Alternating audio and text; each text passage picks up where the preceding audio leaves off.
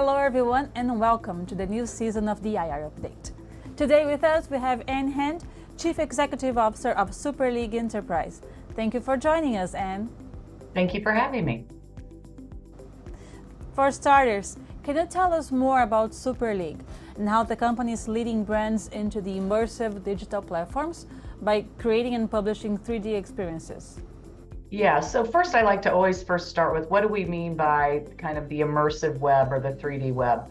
We're not really talking about Web 3.0, the future, blockchain or crypto. We're talking about the fact that already today on flat screens, so 2D screens, there are these immersive social hangouts or platforms.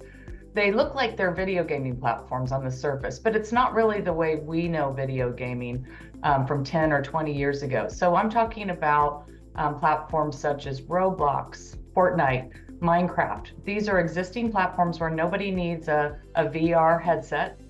They're playing already, there's about 500 million people on these platforms every day, and they're playing on phones, iPads, and other flat screens. But what's special about them is they're co-creation platforms. So the first thing is when a player goes into these worlds, they go with their own personalized avatar and they can actually build the game themselves.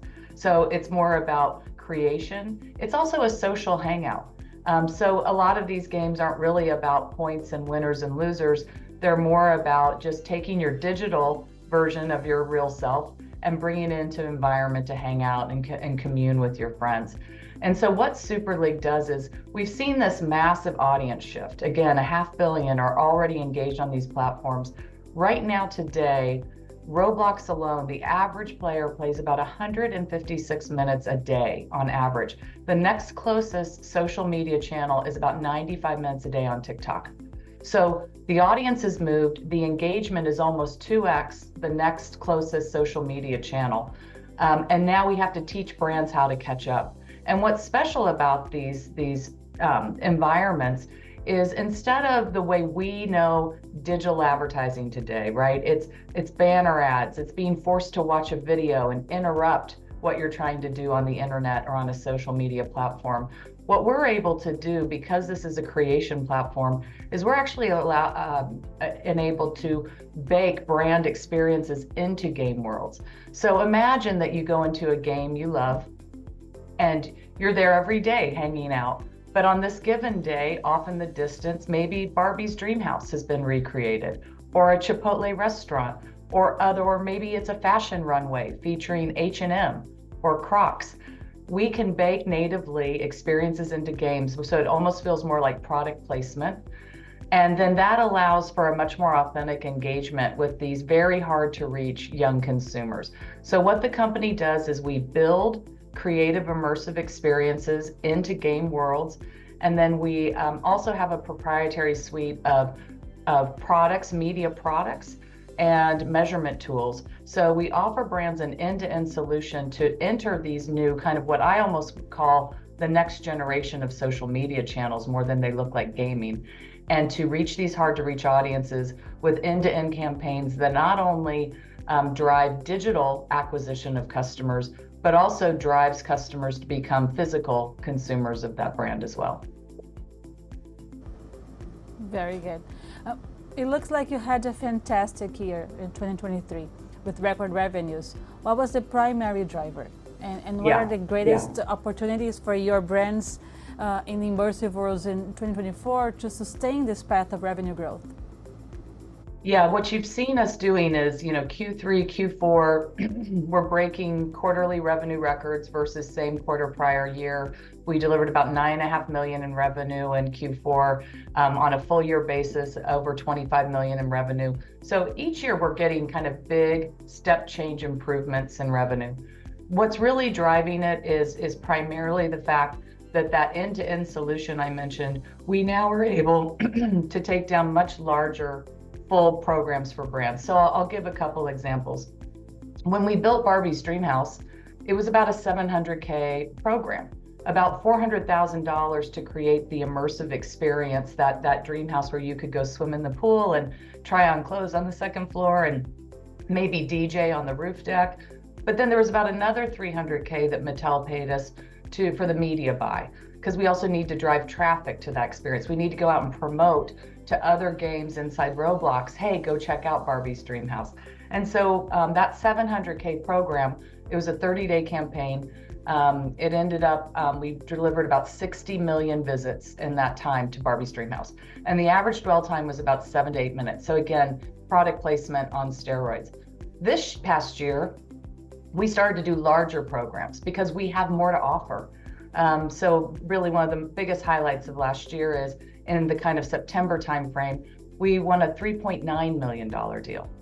So that's pretty sizable to have gone from kind of six-figure deals in 2022 to now 2023. We had several kind of seven-figure deals, and to have one of them in close to 4 million range really shows that we're now becoming the leading kind of go-to place. If brands want to get to these young consumers in Roblox or Fortnite, we are the one-stop shop to deliver it. And the exciting thing about the Lunchables craft campaign that was the close to $4 million one is, like our Chipotle relationship, we really have a powerful way that we drive conversion into real life. So in the Chipotle example, you would go into the Chipotle restaurant, you would build your beautiful burrito, a virtual one. On average, people spend about 14 minutes eating a virtual burrito. I mean, imagine that, right? You can't even taste it. But the power of it is that there was a secret word to unlock, and if you unlocked it, download the Chipotle ordering app on your phone and put the secret word in, you got a free in real life burrito. We gave away 130,000 real burritos in 30 minutes. And it still to this day is the largest digital app download day ever for Chipotle. Very similarly, the $4 million Kraft Lunchables program had a rewards and loyalty loop that drove consumers to a QR code on real Lunchables packaging in grocery stores where they could get additional benefits they could bring back to the game. So a hallmark of what we do is driving digital to physical conversion, and that's why we're able to take down bigger programs and deliver those revenue. Super League has an impressive list of major brand partners. How were you able to successfully engage these brands and convince them that Super League was the best company to guide them into this new market and into the 3D web? Yeah, it's a good question because, you know, we've been working in this space with these types of immersive gaming platforms for close to 10 years. So we understand it well, and we really understand the DNA of the user that is on that platform. So the first thing is, you know, brands will say all the time, hey, I get it. I can see the audiences move there, but I just don't understand it. I don't understand what they do in these immersive gaming platforms. I don't understand how I should bring my brand in an incredible way. And what we're able to say first and foremost is we've been living in it for close to a decade. We understand it well. So first, we're strategists. We sit down, we educate them on those platforms.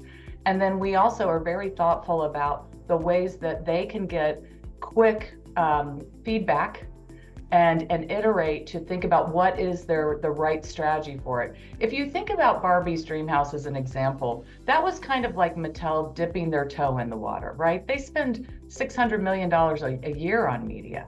So that was a drop in the bucket for them to build that Dreamhouse. Now what happened is after the 30-day campaign, the Dreamhouse disappeared. And then what we do is we go back to brands and say, I'm glad you had a great campaign. That was driving, you know, your goals for in-year marketing objectives. But today, it would be unthinkable to light up Barbie's Instagram account for 30 days, and then for the next 11 months of the year, not post any new content. We got 60 million visits to the Dreamhouse. Think of the fandom that we created for Barbie inside that Roblox world, and then Mattel just went quiet. And that's the chance that we then turn to the brands and say, okay, just like you didn't have a Facebook strategy 20 years ago, but today you'd never have a Facebook strategy and not an Instagram or TikTok, right? You have a multi-channel approach to social media, and it's a persistent approach. This is, again, a new marketing channel with massive audience and engagement.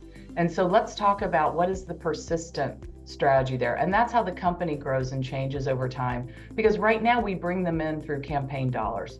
We get them acquainted with the platform and understanding how the content and measurement works. But the long-term goal is that we're the enterprise solution for them to have a persistent strategy there of engagement continually throughout the year, no differently than they have an Instagram strategy that's annual in nature. We already do this for some brands today.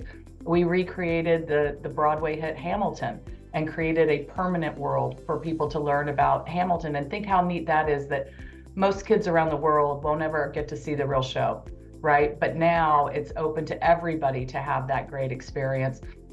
So the company over time will move from something that looks more like an advertising model to something that really is something that has more persistent revenues that are predictable and almost recurring in nature, because it kind of smooths out some of the seasonality that happens with ad models. That's amazing. And looking out 5 to 10 years from now, what do you envision the 3D web immersive advertising space and by extension Super League to look like? Yeah. The real goal of the company is we're productizing elements that make it easier for brands and IP owners to step into a more immersive internet. So it just so happens that right now we're focused on these gaming platforms that have that 3D-like experience, because that's where the audience is. They're already there. And so we can deliver kind of the goals of marketing and brands campaigns. But the bigger idea is, as we further productize these immersive experience elements, that we can not just have an omni-channel strategy for a brand, right? A persistent strategy across these existing platforms, but then take it to the brand or IP owner's own website, their own .com experience. So I'm gonna paint kind of a first step of what we're doing to productize. Right now, we've done several things with fashion brands, as I mentioned earlier, H&M, Oshkosh, Crocs. We do a lot with Maybelline, L'Oreal, Urban Decay. Once we've done a fashion runway or a makeup counter once, or a fast food restaurant like Chipotle, we understand the elements of the experience and we can productize those elements. So then we can go out to any fashion brand and we can accelerate bringing them into these existing platforms where we operate.